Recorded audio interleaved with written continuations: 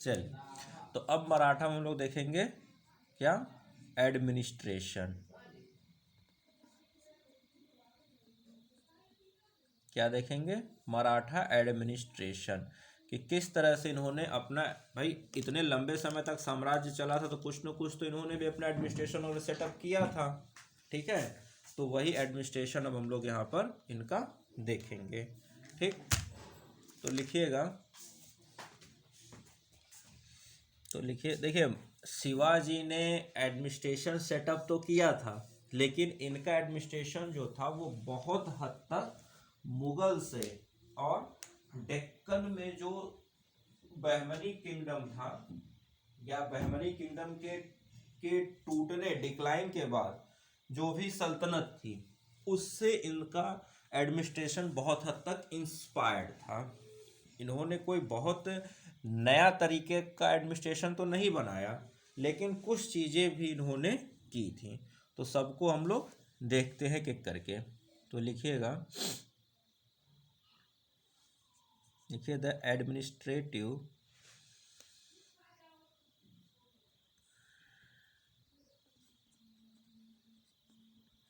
और एक चीज़ ये भी समझिए, जो एडमिनिस्ट्रेशन शिवाजी बना कर गए थे उसी एडमिनिस्ट्रेशन के तहत अंत तक चला। किसी ने कोई नया बदलाव नहीं किया, बस बदलाव इतना ही हुआ कि प्रोमिनेंट जो छत्रपति होते थे उसके बदले पेशवा हो गए और छत्रपति नाम मात्र के रह गए थे। ठीक है, तो वो चीज़ बस हुई बदलाव, बाकी सब कुछ जो शिवाजी ने एडमिनिस्ट्रेशन बना कर गए वही अंत तक चला। तो अगर कहा जाए शिवाजी का एडमिनिस्ट्रेशन तो भी बात वही है, कहा जाए मराठा एडमिनिस्ट्रेशन तो भी बात वही है। और देखा जाए तो पहले छत्रपति तो शिवाजी जी थे ना। शिवाजी 1637 में चीफ बन गए थे अपने पिताजी के बाद, लेकिन उन्होंने 1676 में जाकर कोरोनेशन किया था। तो पहले छत्रपति तो वही बने 1676 में, 1676 में, और 1680 में डेथ हो गई। उसके बाद न फिर उनके बेटे संभाजी, फिर उनके दूसरे बेटे राजा राम, उसके बाद फिर साहू जी, ये लोग आए ना। और फिर उसके बाद कौन आ गए, पेशवा आ गए। तो जो कुछ शिवाजी सेटअप करके गए वही चीज अंत तक चला। तो लिखिएगा, तो अगर कहीं से आपसे पूछा है कि ये शिवाजी का एडमिनिस्ट्रेशन था तो भी बात 100 आने सही है, और कोई कहे कि नहीं ये तो मराठों का एडमिनिस्ट्रेटिव सेटअप था, तो भी कोई दिक्कत नहीं है, दोनों बात एक ही है। चाहे शिवाजी का एडमिनिस्ट्रेशन कहिए चाहे मराठों का एडमिनिस्ट्रेशन कहिए। ठीक है, क्योंकि जो शिवाजी सेटअप करके गए उसमें कोई बदलाव नहीं होता है। क्योंकि देखा जाए तो टाइम भी तो नहीं मिला। शिवाजी के डेथ के बाद संभाजी वहाँ मनसबदार थे, वो लौट के आए, तब तक पता चला कि उधर फिर अटैक हुआ, डेथ हो गई, बेटा साहू जी जेल चले गए और दूसरे राजा राम आ गए। राजा राम भी कुछ करते तब तक तो उनकी डेथ हो गई, तो उनके बेटे शिवाजी सेकंड बने। ताराबाई ने सब कुछ कंट्रोल किया। ताराबाई भी सब कुछ कंट्रोल कर ही रही थी, तब तक 1707 में साहू जी को छोड़ दिया गया बहादुर शाह फर्स्ट की तरफ से। शाहजी जैसे ही आए, उन्होंने साहू जी ने फिर से अपने आप को क्लेम करना शुरू कर दिया। फिर थोड़ा सा एक कॉन्फ्लिक्ट हुआ जिसमें साहू जी ने, ताराबाई अपनी चली गई, royal house of Kolhapur establish कर लिया, और इधर साहू जी रहे। साहू जी जब तक कुछ करते तब तक बालाजी विश्वनाथ अपने आप को इतना प्रोमिनेंट कर लिए 1713 में कि अब सब कुछ पेशवा के हाथ में चला गया।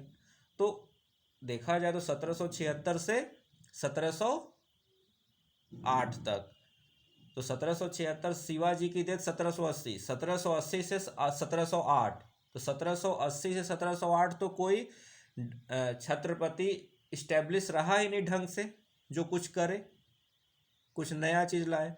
वो तो हमेशा मुगलों के साथ कुछ न कुछ मुठभेड़ में ही रहे, फंसे रहे बेचारे।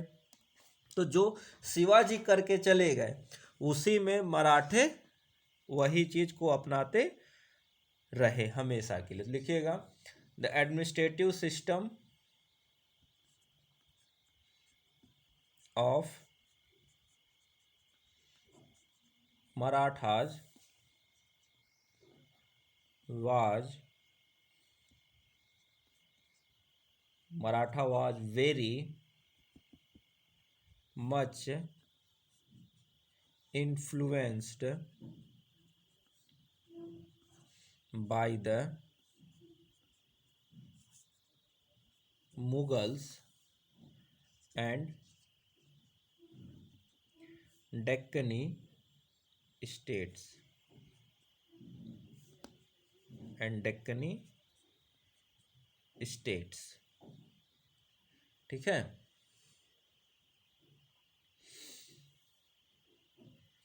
तो पहले लिखिए, फर्स्ट लिखिए सेंट्रल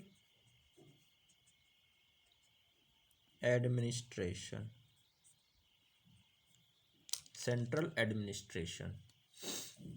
भाई एक सेंट्रल और एक प्रोविंस था,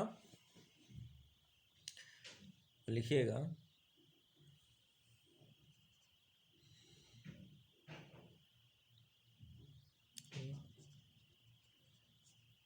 Shivaji set up the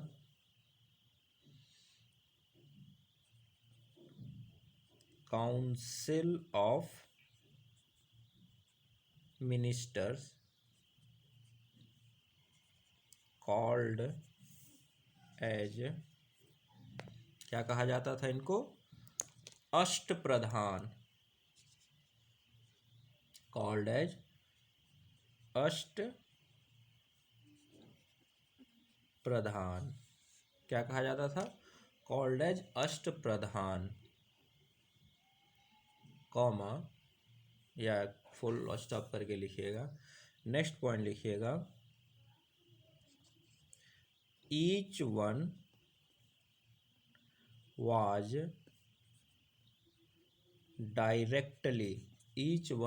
directly responsible to Shivaji, यानी हर कोई डायरेक्टली शिवाजी के साथ अटैच होता था, एंड हेडेड द डिपार्टमेंट। तो जैसे आज के डेट में आप देखो तो क्या है, प्राइम मिनिस्टर, और उसके बाद प्राइम मिनिस्टर भी काउंसिल ऑफ मिनिस्टर का तो हिस्सा ही होता है ना, और वो क्या करते हैं, वो जाकर सारी रिपोर्ट राष्ट्रपति को देते हैं, यही होता है।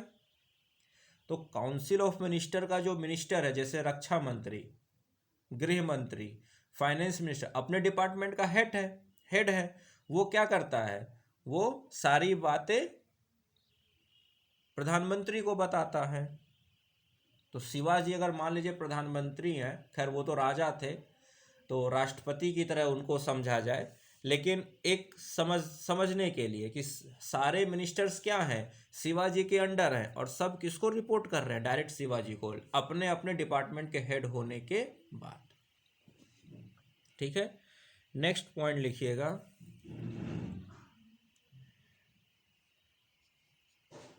None of the office except king, none of the office where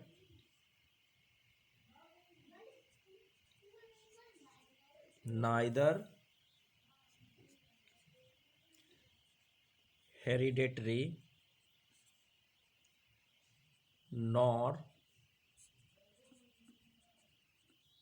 permanent,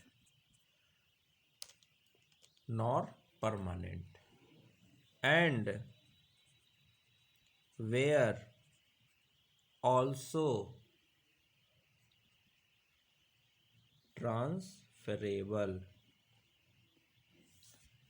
तो शिवाजी ने किसी भी पोस्ट को, अपने अष्टप्रधान वाले किसी भी पोस्ट को, यहाँ तक कि नीचे तक के भी किसी भी पोस्ट को इन्होंने क्या किया, किसी को भी वो नहीं किया, हेरेडिटरी नहीं बनाया, किसी को भी इन्होंने परमानेंट नहीं बनाया और किसी को भी एक पोस्ट पर लंबे समय तक नहीं रखा, एक जगह नहीं रखा। हर किसी का क्या करते थे, लगातार रोटेशनल ट्रांसफर होता रहता था। ठीक है, तो लिखिए वो अष्टप्रधान कौन कौन थे। तो सबसे राजा के बाद पहला जो सबसे इम्पोर्टेंट था वो था पेशवा। तो अब अगर शिवाजी को हम लोग राष्ट्रपति माने तो राष्ट्रपति के बाद जो मेन होता है वो कौन होता है, प्राइम मिनिस्टर। तो पेशवा मतलब आज का प्राइम मिनिस्टर। शिवाजी मतलब अगर कंपेयर करना है तो शिवाजी यानी कि राष्ट्रपति, तो पेशवा मतलब प्राइम मिनिस्टर। ठीक है, तो इसको कहा जाता था, पेशवा को कहा जाता था पंत प्रधान। पंत प्रधान क्या होगा, पंत प्रधान। और क्या देखते थे, look after finance and general administration. ठीक है,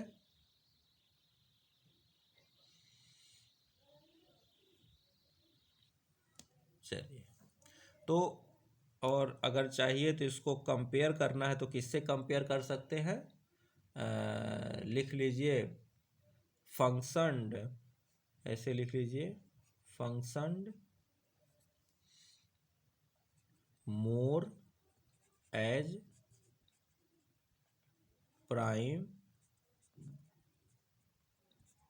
मिनिस्टर। ठीक है, तो पहले हो गए पेशवा। तो सबसे बड़े छत्रपति, छत्रपति के बाद दूसरी जो सबसे मतलब अष्टप्रधान में सबसे मोस्ट इम्पॉर्टेंट पोस्ट है वो थी पेशवा। यहाँ मैं आपको सीरीज में लिखवाऊंगा, वही सीरीज होगी हायरार्की की। जो अभी मैं आपको सीरीज लिखवाऊंगा यही सीरीज होगी। ये छत्रपति सबसे बड़े हैं, वो तो सीरीज में हायरार्की में है ही नहीं। ठीक है, जैसे राष्ट्रपति हायरार्की में नहीं आते हैं, राष्ट्रपति तो सबसे ऊपर हो गए। हायरार्की में क्या आते हैं, काउंसिल ऑफ मिनिस्टर्स आते हैं, उनकी हायरार्की होती है, राष्ट्रपति की हायरार्की नहीं होती है। तो इसी तरह छत्रपति यानी कि शिवाजी की हायरार्की नहीं है, उनके मिनिस्टर्स की हायरार्की है ये। ठीक है, दूसरे नंबर पर आएंगे मजूमदार। तो देखिए नाम भी आपको थोड़ा सा क्या मिलेंगे, इस्लामिक। क्यों, क्योंकि उनसे इंस्पायर्ड है ना, किससे, मुगलों से और क्या कहते हैं, डेक्कन के सल्तनत से। तो मजूमदार, मजूमदार को क्या कहा जाएगा, किसके बराबर है ये, अमात्य। तो अमात्य आपने एंशियंट इंडिया में पढ़ा था, किसी के एडमिनिस्ट्रेशन में। तो एक बार जाकर वहाँ अपने नोट्स को देखिएगा कि एंशियंट इंडिया में अमात्य कहाँ पढ़ा था, किसके टाइम पढ़ा था, समझिएगा। ठीक है, और नहीं समझ में तो फिर पूछिएगा तो बताऊंगा। तो लिखिएगा अकाउंटेंट जनरल। तो अब देखिए इन्होंने भी वो काम किया है, अकाउंट किसी के पास, फाइनेंस किसी के पास। जिसके पास फाइनेंस है उसके पास अकाउंट नहीं, जिसके पास अकाउंट है उसके पास फाइनेंस नहीं। इससे क्या होगी, गड़बड़ी नहीं हो सकती। और इन दोनों में से किसी के पास मिलिट्री नहीं। यही होता है क्या, चालाकी भरा एडमिनिस्ट्रेशन बनाना, कि अपनी पावर हमेशा बनी रहे। नेक्स्ट है, क्योंकि अगर एक ही है व्यक्ति के हाथ में फाइनेंस भी रहे, अकाउंट्स भी रहे, मिलिट्री भी रहे, तो वो क्या कर सकता है, वो राजा को रिप्लेस कर सकता है। और हमने देखा है कि कई बार ऐसा हुआ है एंशियंट इंडिया में कि उन्होंने क्या किया, सेनापति ने या वजीर ने क्या किया है, या जो भी मेन था उसने राजा को रिप्लेस कर दिया। तो ये चीज़ धीरे धीरे चीज़ें डेवलप हुई। तो एंशियंट इंडिया में राजा के बाद जो होता था क्या कहते हैं, प्रधानमंत्री या अमात्य, उसी के पास फाइनेंस भी होती थी, उसके पास मिलिट्री भी हो जाती थी। लेकिन बाद में जब मॉडर्न इंडिया में हम आए, मॉडर्न इंडिया में हमने देखा कि दोनों को अलग कर दिया गया, फाइनेंस अलग कर दिया गया, मिनिस्टर्स अलग कर दिया गया। बलबन के टाइम आपको याद होगा, बलबन ने ये काम सबसे पहले किया था। तो यहाँ से आप वहाँ जाकर मिला लीजिए तो आपको बलबन में पता चले कि हाँ बलबन ने ये काम कर दिया था। नेक्स्ट पॉइंट लिखिए, और उसने नए नए डिपार्टमेंट्स इसीलिए बनाए थे।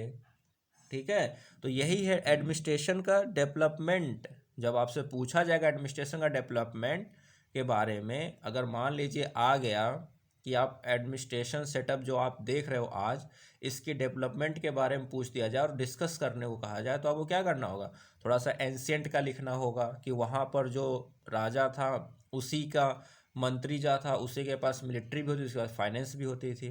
बाद में वो लोग क्या करने लगे, राजा को रिप्लेस करने लगे। तो हम देखते हैं मिडिवल इंडिया में नया सिस्टम आया। उसमें क्या हुआ, बलबन के टाइम में बलबन ने क्या किया, फाइनेंस को अलग कर दिया और मिलिट्री के लिए अलग डिपार्टमेंट बना दिया। तो वजीर के हाथ में फाइनेंस था और मिलिट्री क्या था, किसी और के हाथ में थी। अलाउद्दीन खिलजी आया, उसने मिलिट्री वाले को मिलिट्री तो दिया, लेकिन उसको सिर्फ क्या दिया कि तुम मिलिट्री को संभालोगे, कमांड हम करेंगे, कमांडर हम रहेंगे, तुम मिलिट्री को संभालोगे, और दाग और चेहरा सिस्टम लाया। तो वहाँ से एडमिनिस्ट्रेशन की एक अलग पहचान बनी। उसके बाद और आ गया तो अकबर ने और ज़्यादा सुधार किया। उसमें फिर आगे आते हैं तो अकबर के बाद फिर देखा जाए तो शिवाजी ने भी मुग़लों की और सल्तनत की जो सिस्टम था उसी को फॉलो किया। और फिर मॉडर्न इंडिया में आते हैं तो बिल्कुल नया लोकतांत्रिक सेटअप देख लेते हैं एडमिनिस्ट्रेशन का, जिसके 3 स्तंभ हो गए, लेजिस्लेटिव, एग्जीक्यूटिव और जुडिशियरी, यही है ना। और तीनों चेक एंड बैलेंस के रूप में काम करते हैं। तो यही सब चीज़ें आपको लिखना होता है मेंस में। तो ये कहा जाए कि सर आपने पढ़ा, तो ये आपको जो चीज़ें पढ़ा रही इससे क्या निकला, आपको लॉजिकल एक निष्कर्ष निकालना है, वो निष्कर्ष ऐसे ही निकलते हैं। ठीक है, इसी तरह सोचना होता है। तो आपको जब वो पॉइंट्स याद रहेंगे तो आप इस चीज़ को सोचोगे, तभी आप इसको सोच पाओगे। ठीक, थर्ड लिखिए, सचिव। सचिव को और इसको कहा जाता है सुरनविस, और इसको कहा जाएगा चितनिस। ठीक है, तो एक इनका क्या काम है,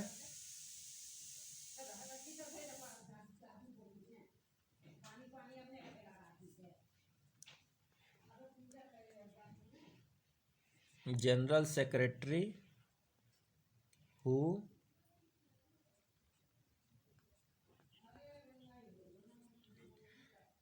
सचिव, और सुरनविस SURNAVIS, सुरनविस, और चितनिस CHITNIS, चितनिस। और ये है general secretary who overlooked official correspondence, who overlooked official correspondence. ठीक है, नेक्स्ट फोर्थ लिखिए, फोर्थ का नाम है मंत्री। नहीं सॉरी, मंत्री नहीं आएगा यहाँ, सॉरी, मंत्री क्यों लिख रहा हूँ, मंत्री तो इसके बाद हो जाते थे, तो मंत्री ये नहीं आएंगे। हाँ हाँ, सचिव, सचिव के बाद लिख लीजिए, हाँ आएगा सर ए नौबत, और इसको कहा जाएगा सेनापति।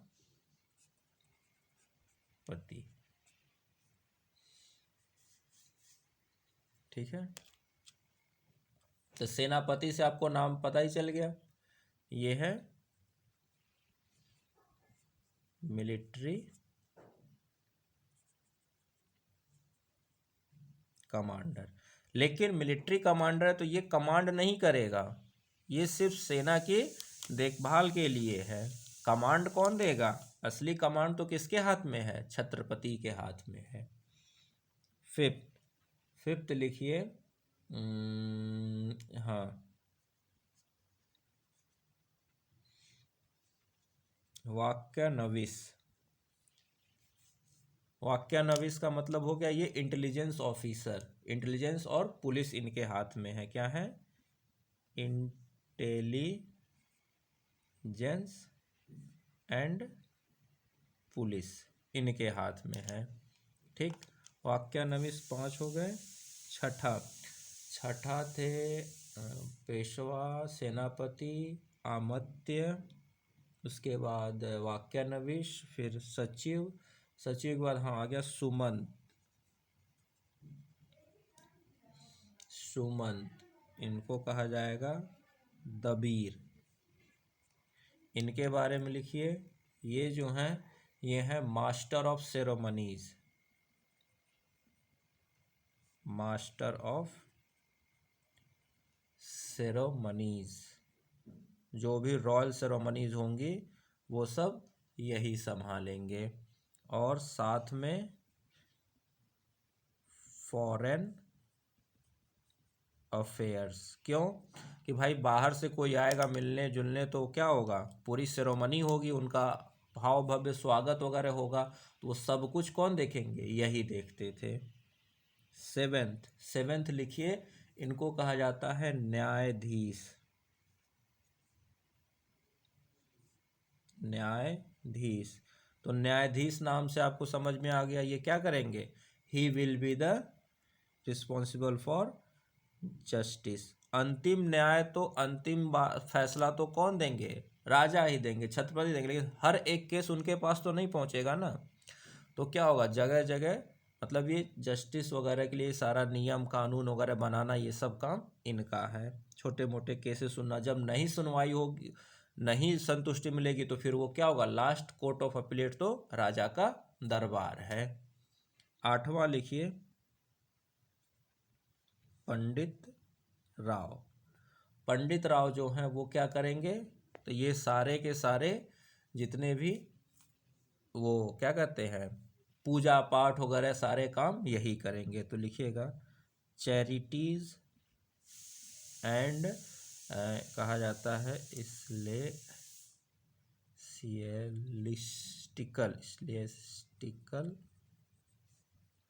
अफेयर्स।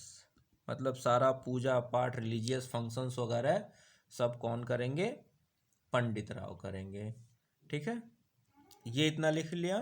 तो ये 8 हो गए अष्ट प्रधान। अब इसके आगे की कहानी लिखते हैं। तो ये रब कर दें।